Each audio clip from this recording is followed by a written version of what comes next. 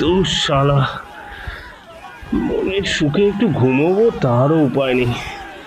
সকাল থেকে শুধু হই হই হই।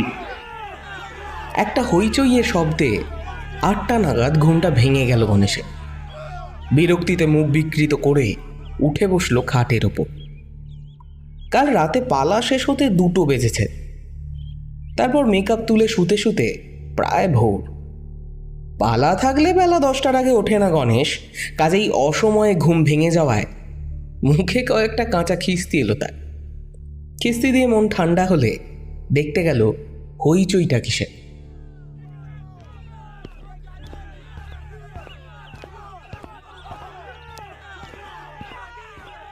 আরে হলোটা কি? আরে এই মদন, এই শিবে, আরে কেউ কিছু বলবি তো নাকি? এত চেঁচামেচি কিসের রে? ব্যাপার শুনে গায়ের রোম খাড়া হওয়ার জোগাড়। কাল রাতে নাকি নসু পাগলার বাবা বিপিন খুড়োকে নিশিতে ডেকেছে। মাঝরাতে খুড়ো নসুর গলায় বাবা বাবা ডাক শুনে দরজা শিকল খুলে বেরিয়ে গিয়েছিল প্রায়। আচমকা খুড়ি টের পেয়ে আটকায় খুড়োকে। নসু প্রায় দিনই বাড়ি ফেরে না, রেল লাইনের ধারে শ্মশানকালীতলায় পড়ে থাকে। খুড়োর ভারী চিন্তা হয় ওকে নিয়ে। কাল রাতে ও অনেক দেরিতে বাড়ি ফিরেছে। তার আগেই খুড়ো আফিমকে ঘুমিয়েছে, তাই খুড়ি জানলেও খুড়ো জানে না কখন নসু ফিরেছে। শেষ রাতের দিকে বাবা ডাক কানে আসায় ভেবেছিল নসু ফিরেছে বুঝি। এদিকে নসু তখন নিজের ঘরে ঘুমে বিভোর। খুড়ি না আটকালে যে কি হতো কে জানে। বলিস কি রে শিবে, এই যে সাংঘাতিক ব্যাপার। বিপিন করে কপাল ভালো মেচে গেছে। কি হচ্ছে কে জানে। এই গ্রামে তো আগে কোনোদিন এসব হয়নি। কিছুদিন ধরে কি যে শুরু হয়েছে দেখ মদন, এর একটা বিহিত না করলেই নয়। বিপিন খুড়ো দাওয়ায় বসে এখনো শিউরে শিউরে উঠছে। পেছনে বসে নসু আর নসুর মা। অনেক লোক ঘিরে রয়েছে ওদের। হাই তুলতে তুলতে ওদের পেছনে গিয়ে দাঁড়ালো গণেশ।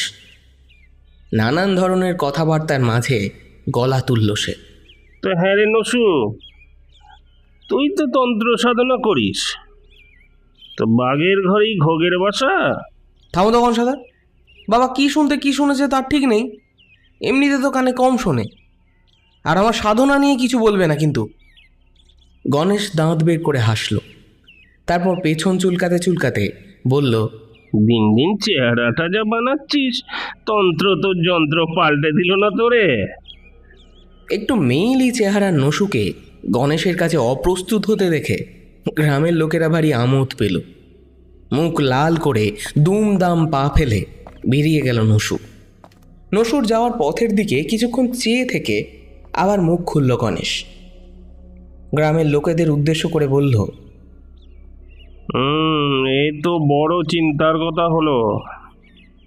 কদিন আগে সতু মাস্টারের মেয়েটাকে নিশিতে ডাকলো, নেহাত কপাল জোরে বেঁচেছে। আবার এর কোনো প্রতিকার করা দরকার তো নাকি রে? গণেশের কথায় সাই দিয়ে উঠল উপস্থিত লোকজন।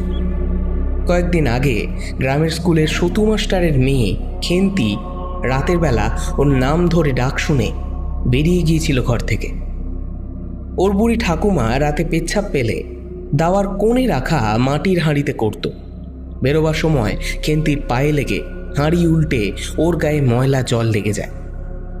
শিকার অপবিত্র হয়ে যাওয়ার ফলেই হয়তো খেন্তি বেঁচে যায়। মাঝরাতে হুঁশ ফিরে নিজেকে ঘরের বাইরে দেখে ভয়ে কেঁদে ওঠে সে। তখন জানাজানি হয় সব ঘটনা। সেই থেকে গ্রামে একটা উদ্বেগ কাজ করছিল মানুষের মধ্যে। তার উপর আবার গত রাতে বিপিন খুড়োর ঘটনা। ঠিক হলো পাশের গ্রামের পীর বাবার দরগায় যাওয়া হবে এর প্রতিবিধান চেয়ে।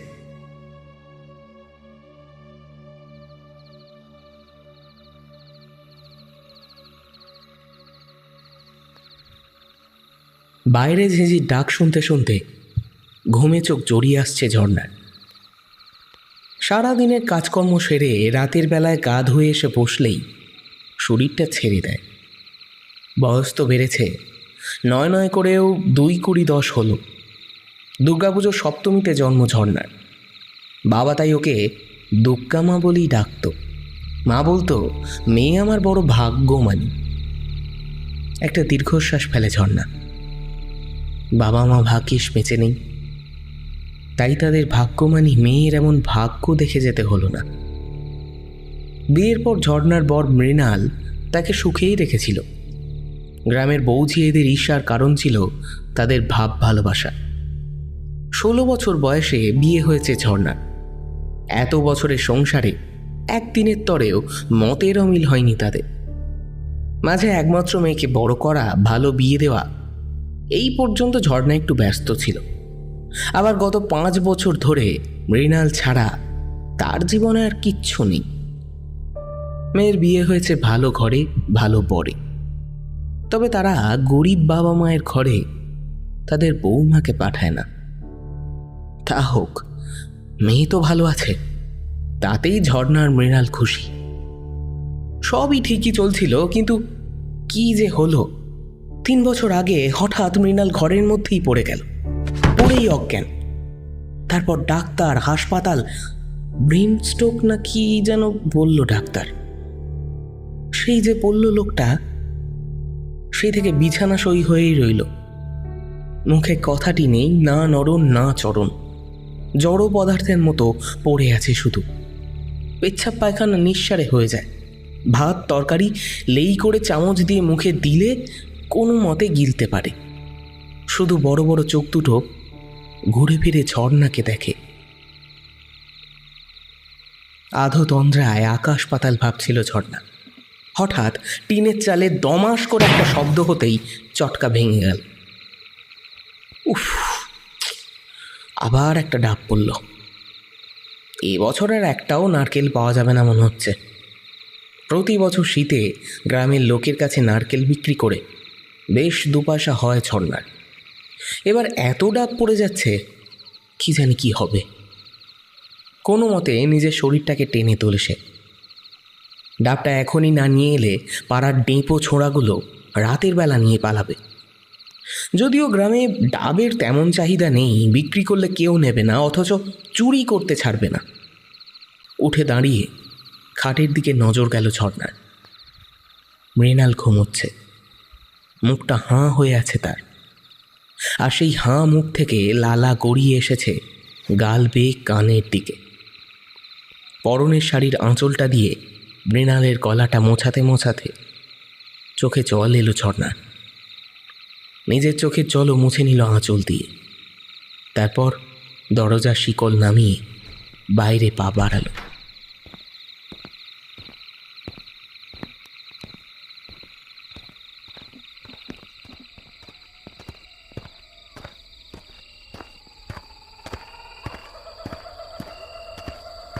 মাঝরাত।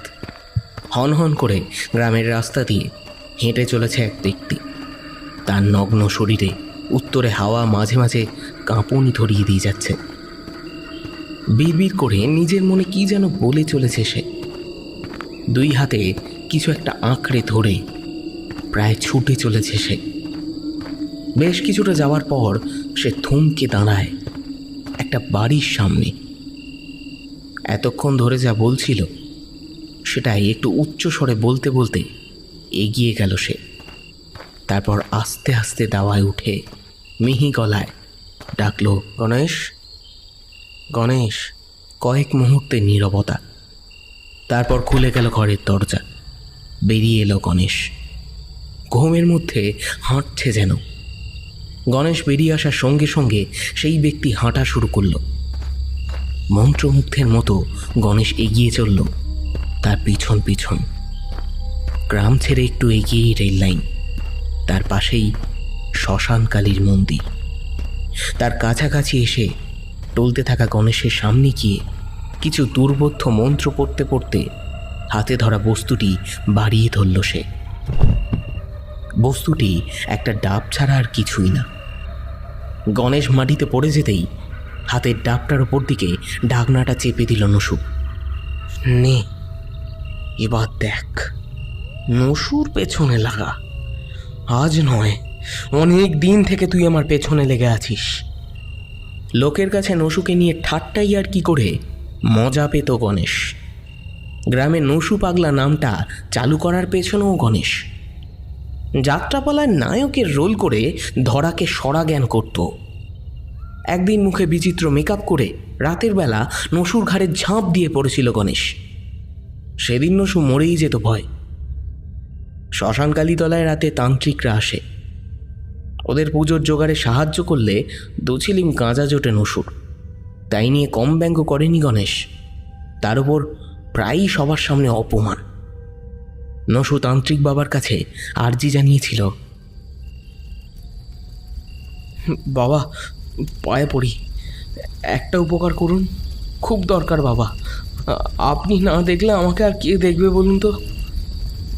কি চাস বল, এমন কিছু চাস না যে আমি দিতে পারবো না। কি যে বলেন বাবা, আপনি পারবেন না এমন কি আছে? বাবা, আমাকে নিশির ডাকের মন্ত্র শিখিয়ে দিন। আমি সারা জীবন আপনার কেনা গোলাম হয়ে থাকবো বাবা। বলিস কি? তুই জানিস তুই কি চাইছিস? এ বিদ্যা শিখতে কারো কারো সারা জীবন লেগে যায়, আর তুই তুই চাস আমি তোকে এমনি এমনি শিখিয়ে দেব? কি চান বাবা? আমার হাতে থাকলে আমি সব এনে দেবো আপনাকে। তাহলে কথা দে, আমার সাধনার জন্য যা দরকার তুই সব জোগাড় করে দিবি। মানুষ হলেও, তা সে মরা হোক বা জ্যান্ত। দেব বাবা, আপনি যা বলবেন সব এনে দেব। শুধু একবার আমাকে ওই মন্ত্র শিখিয়ে দিন। একটা জানোয়ারকে সরিয়ে দিতে চাই এই পৃথিবী থেকে। বেশ, তবে শেখাবো, কিন্তু জেনে রাখ, আমার সঙ্গে বেঈমানি করিস না, রক্ষা পাবি না তাহলে। কি যে বলেন বাবা, আপনার সঙ্গে বেইমানি? আমার ঘাড়ে কটা মাথা আছে। তবে একটা কথা খুব ভালো করে শুনে রাখ, জীবনে তুই মাত্র একবারই কারো প্রাণ নিতে পারবি এই মন্ত্র দিয়ে, তারপরেই এর শক্তি তোর কাছ থেকে চলে যাবে। একজন অসাধককে এর বেশি সুযোগ আমি দিতে পারবো না। তাই হবে বাবা, তাই হবে। একবারের জন্যই দিন আমাকে ওই শক্তি। জীবনে মাত্র একবারই কারো প্রাণ নিতে ব্যবহার করতে পারবে এই মন্ত্র। এই শর্তে বাবা তাকে শিখিয়ে দিয়েছেন, কিন্তু এর জন্য তাকে আরও দুবার এর প্রয়োগ করতে হয়েছে। একবার সতু মাস্টারের মেয়ের ওপর, সেবার সে দেখতে চেয়েছিল সত্যিই কাজ হয় কিনা, আর দ্বিতীয়বার তার নিজের বাবার ওপর, যাতে নসুর ওপর গ্রামের লোকেদের সন্দেহ না পড়ে। আর যাই করুক, নসু নিশ্চয়ই নিজের বাবাকে মারতে চাইবে না। দুবারের একবারও নসু ডাবের কাটা মুখের ঢাকনা খোলেনি, তাই দুজনেই বেঁচে গেছে। নিশ্চিত হয়েই আজ বেরিয়েছিল সে। আর কার্যসিদ্ধি, প্রতিশোধের আনন্দে পালাতে ভুলে গেল নসু। আর তখনই শয়ে শয়ে গ্রামবাসী এসে হাজির হলো সেখানে। সবার হাতেই চলছে মশাল। রে রে করে তেড়ে এসে নগ্ন নসুকে টেনে নিল উন্মত্ত জনতা। তার হাত থেকে ডাবটা পড়ে যাওয়ার মুহূর্তেই লুফে নিল ঝর্ণা। ডাবটা হাতে নিয়েই জনতার হাতে মার খেতে থাকা নসুকে পেছনে ফেলে দৌড়ল ঝর্ণা।